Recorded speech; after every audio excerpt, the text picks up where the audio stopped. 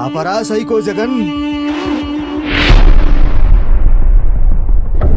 నాన్నగారు, ఛీ, అలా పిలవకు. నాకు మళ్ళీ చచ్చిపోవాలనిపిస్తుంది. ఏ ముఖం పెట్టుకుని నా విగ్రహానికి దండ వేయటానికి వచ్చావురా? బ్రతికున్నన్ని రోజులు నీ అవినీతి సంపాదన వల్ల సిగ్గుతో సచ్చాను. నేను పోయాక నా శవంతో రాజకీయం చేసి నీ పార్టీకి నా పేరు పెట్టి మరీ ముఖ్యమంత్రి అయ్యి జనంలో నాకున్న పేరును చంపేశావు. రాష్ట్రాన్ని నామరూపాలు లేకుండా చేశావు. అవినీతితో కడుపు నింపుకున్నావు. బాబాయి చావుకి కారణమయ్యావు. సొంత తల్లిని చెల్లిని ఇంటి నుండి తరిమి కొట్టావు. బాబుగారి మీద తప్పుడు కేసులు పెట్టావు. ఇంత తిడుతుంటే నీకు నవ్వెలా వస్తుందిరా? ప్రజలు బాధపడుతుంటే నవ్వుతావు.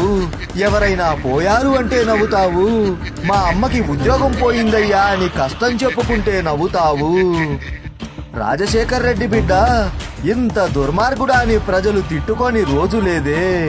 ఇప్పుడు మళ్ళీ ఎన్నికలు వస్తున్నాయి కాబట్టి నా అవసరం వచ్చింది.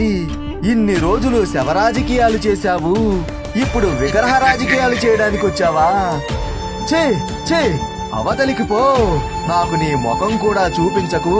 ప్రజలు చెప్పడం కాదు, నేను చెప్తున్నాను. By by Jagan, by by YCP.